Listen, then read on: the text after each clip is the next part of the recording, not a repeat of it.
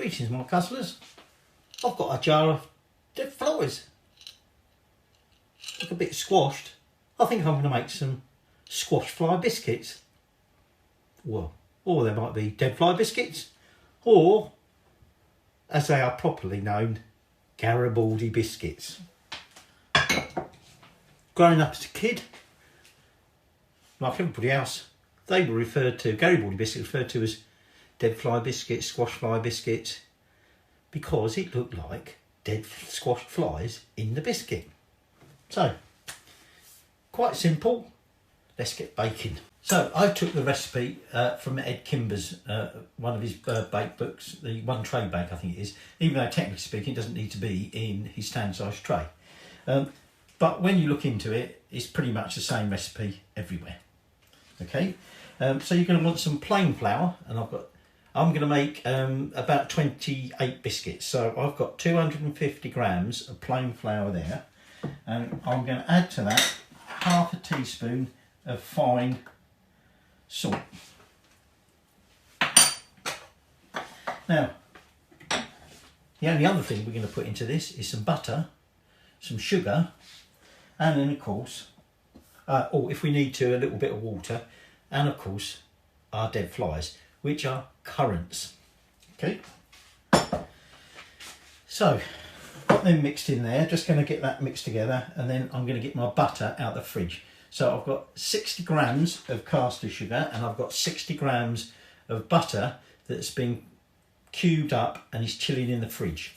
Okay, because we want to try and keep our butter cool while we mix it into this. There's our butter, and what we do now is we just rub this in to the flour to get it resembling like breadcrumbs, if you like. So Garibaldi biscuits, where's the name come from? Well, Garibaldi biscuits have been around for about 150 years and enjoyed by Brits.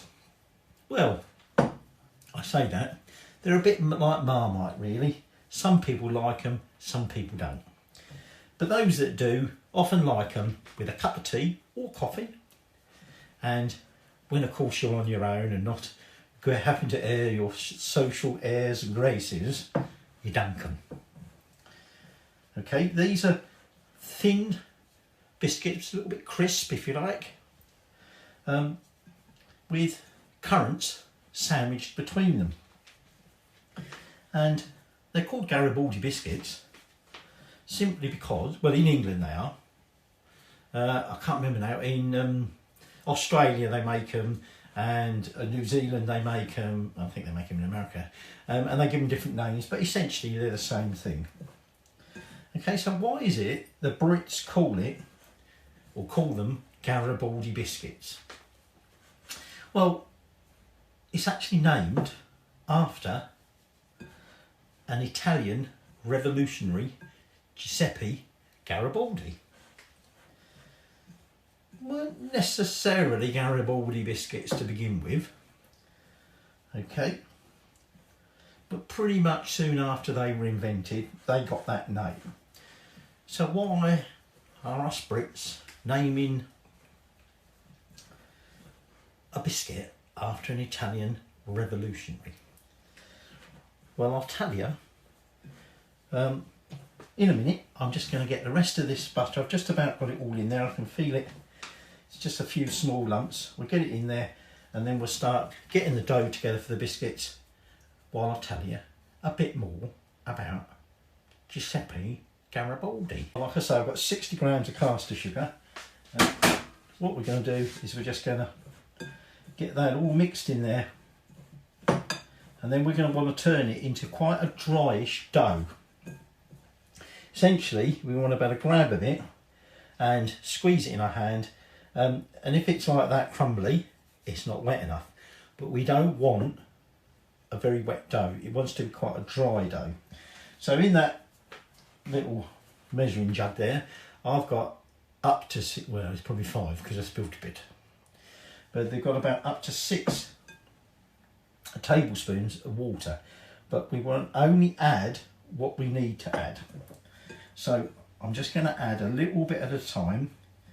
and gradually blend that in until, like I say, we've got a dough that we can squeeze together and it holds. So I'm obviously going to have to put a little bit more in yet. So, old Garibaldi, like we say, he was an Italian, but he was a bit of a troublemaker as such, and eventually the Italians sort of kicked him out. And in 1849 he went into exile in America. And actually while he was there he became very popular with Americans because he fought in various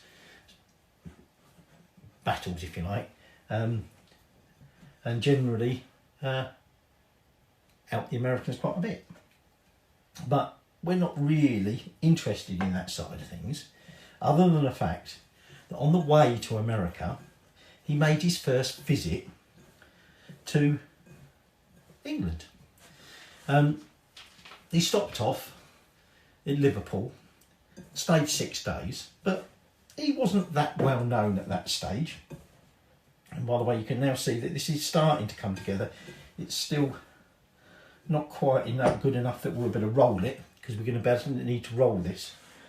Okay, so he paid the first of 3 visits to the UK, and he wasn't that well known at that point in time. He stayed 6 days, had a good look around, and then he carried on to America.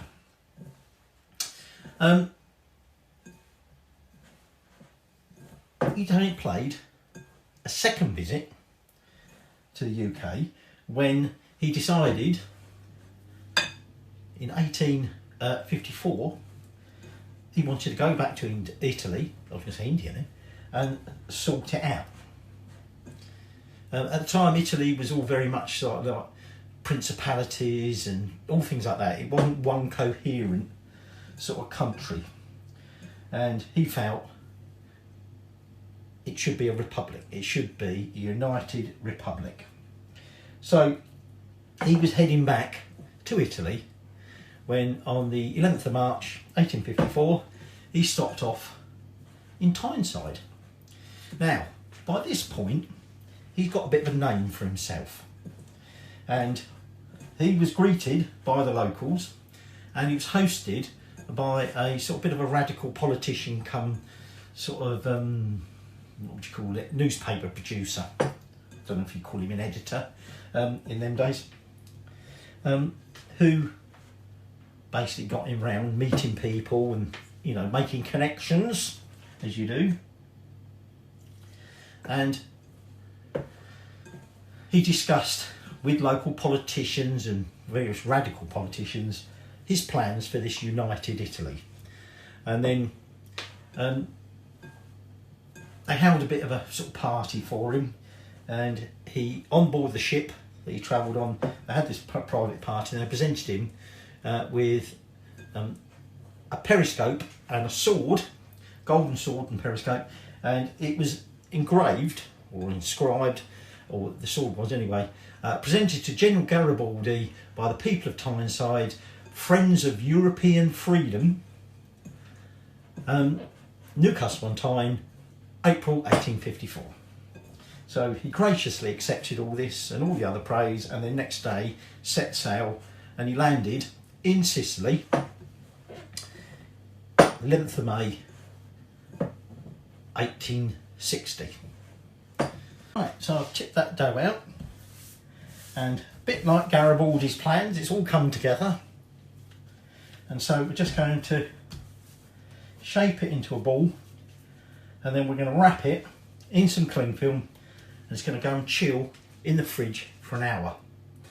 Unlike Garibaldi, who, having conquered, as it were, took back Sicily, then moved on to the mainland and fought up against the oppressive Spaniards and Austrians that were there, and in 1861 he finally succeeded in doing what he wanted, forming a republic, a united Republic of Italy, and the parliament that was installed, what would you call it, put a king in place to sort of oversee the republic, if you like. And Garibaldi had done all this in his flamboyant way with his bright red loose shirt, and as at sort of more modern times, it was actually the name of a blouse that women would wear, but it was very much a sort of, you know, Garibaldi shirt, even in them days. And he did all this with 1,000 men. So here he is, height of his stardom, a superstar. So I'm going to put that dough, like I say, in the fridge for an hour to chill. Now when we come out, we're going to be wanting to have our oven on and some baking paper. I've got this cut to about 9 by 13 simply because it will be an aid to helping me roll it to the right size and cut it. Okay, don't need to do that. You will want some baking paper to put it on, mind you, and obviously some baking sheets to put it in, or on, to put it in the oven. Because I'm making sort of double quantity, I'm just going to cut it in half, roughly, and we're just going to return that bit to the fridge while we deal with this bit. Now, we want to make basically a rectangle about that size. Hence the reason I left my flour out, just because we want to lightly flour our surface. And we now just want to roll this so we get, oops, we get our rectangle as big as that, and then we're going to actually split in half, but you'll see why. So you can see this is quite a dry dough. So we were talking about Garibaldi and how he achieved his ambition of unifying Italy into one big republic, and as a result he became very popular, obviously in Italy, but in Britain and like a lot of other countries, because at that time he was a revolutionary who was going out doing things, but because it was actually not actually against, say, the British or certain other countries, don't want to just single it out as being the Brits didn't care, but also because he was sort of acting against sort of British enemies and hurting them a bit, made him even more of a celebrity in somewhere like Britain. So he paid his third visit to England and was welcomed as, like I say, this superstar. So this is 1864. He's achieved his ambitions, and to the sort of the ruling class, if you like, of Britain, he had established, he sort of got rid of all these sort of principalities and things like that, and he formed this unified Italy which suited Britain. And to the poor and working class people, here was someone who fought for the underdog, fought for the common man, and look what he achieved. So on all fronts he was a popular guy. Almost there. Probably you're not going to be able to get this off, it'll probably stick. So when he arrived, apparently it took something like 9 hours to get across London to where he was staying, simply because of the crowds. It was Garibaldi mania.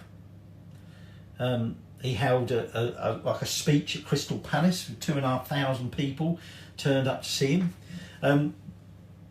He planted a tree in old Alfred Lord Tennyson's garden. He went visiting various sort of people and signed their visitors' book to show that he'd been. And so everybody wanted a piece of the action. And if you couldn't get to see him, well then didn't have to worry too much because there was plenty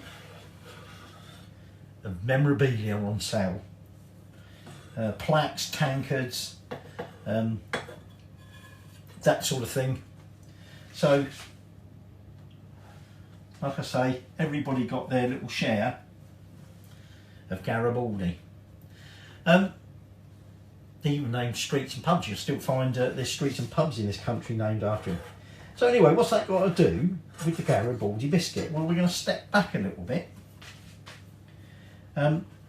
to what in a way is quite a well-known, it was a well-known biscuit company in this country.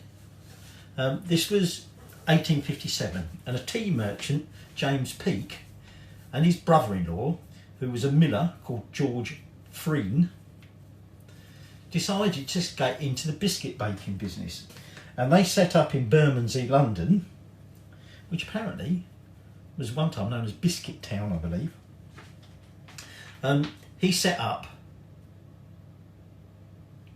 a biscuit making factory and called it Peake, Freen and Co. So Peake and Freen is a sort of, or was a well-known brand. Now initially they started making hardtack. If you want to know about hardtack, go and check out Tasting History, Max Miller's thing, because he did a thing all about hardtack. Anyway, what I'm going to do now is I'm going to split this rectangle in half. You've got to trim the edges. And what we're going to do is take half of our dead flies, because remember the other half is for the other one. Now there are some recipes I've come across where they actually soaked these in like brandy. I'm not aware that the standard Garibaldi biscuit that we buy in this country was ever soaked in anything. So like I say, we want about half of these, and we want to spread them over one half. Okay, we'll go right to the edges, get it all over.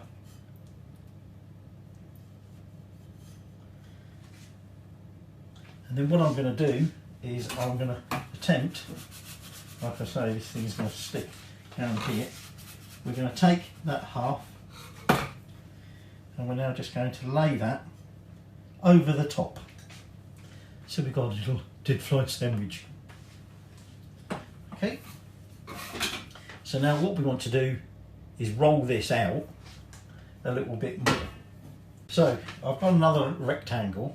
And what we're going to do first off is I'm just going to cut it lengthways down the middle.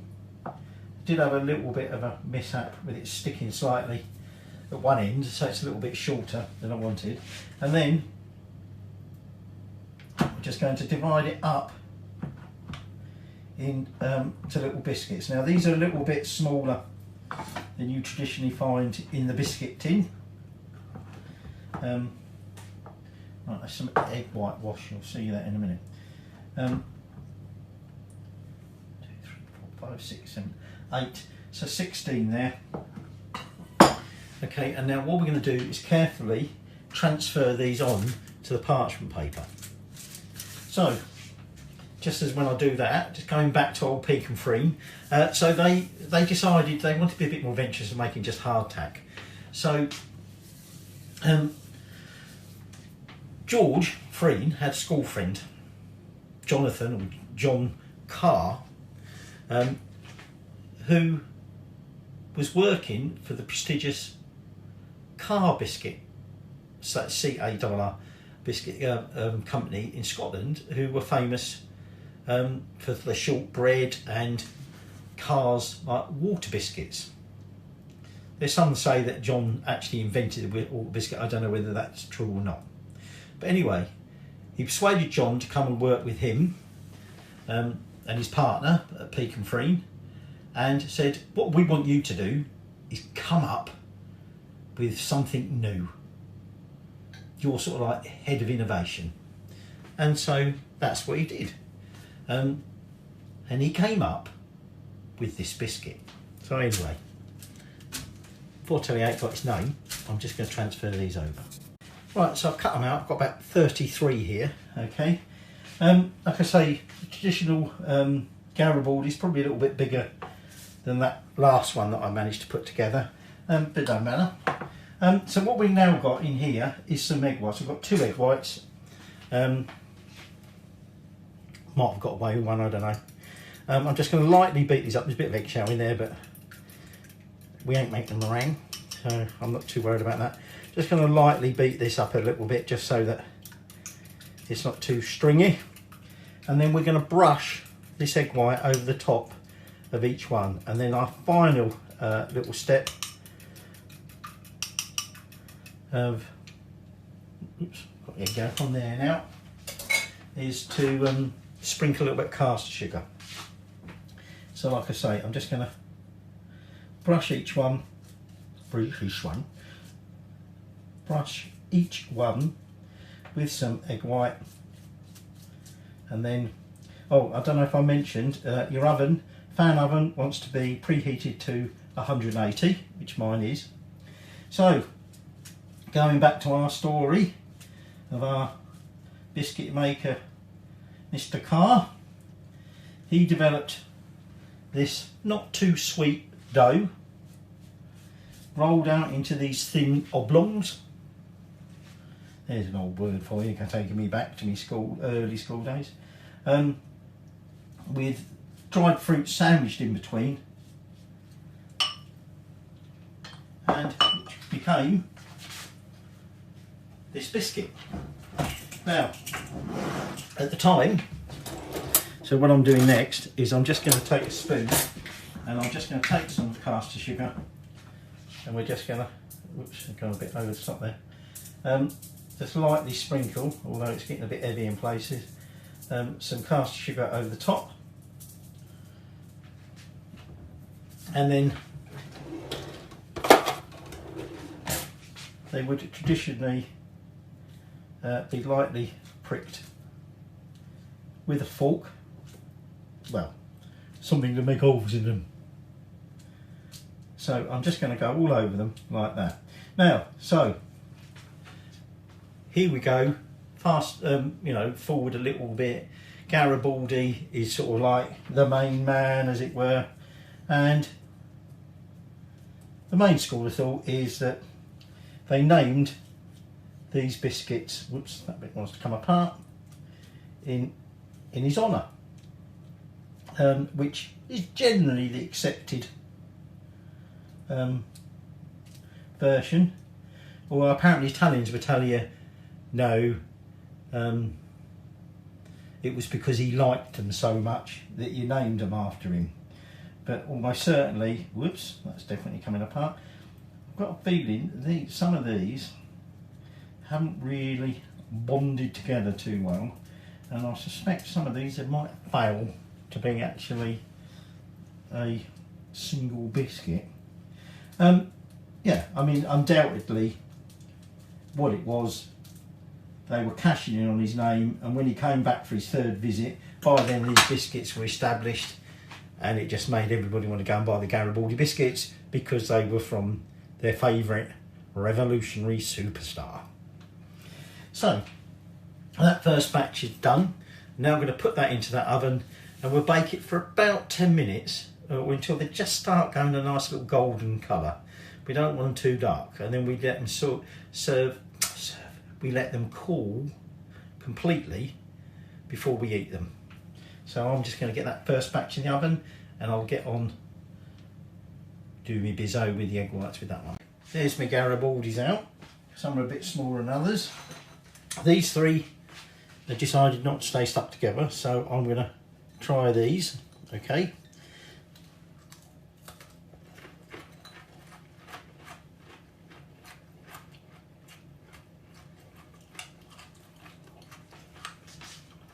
Taste-wise and texture-wise, that's exactly like Garibaldi. Perhaps a little bit more crunch than what you might get in a tin or a packet, but just this sort of, well, I was going to say semi-sweet dough, but of course remember these got sugar all over the top, but it is really just like a, I would say almost like a flavourless biscuit, but with the fruit to give it that sweetness and whatever. But after these didn't stick together, they all appear to have done. But there you go, your classic Garibaldi biscuit, as invented by Jonathan Carr, working for at the time at Peak and Friends, and named after a flamboyant Italian revolutionary. And I've got my coffee there to go with it. I'm not dunking them though. Certainly not these ones. They'll all fall to bits in there, won't they? Thanks Garibaldi, or should I say Giuseppe.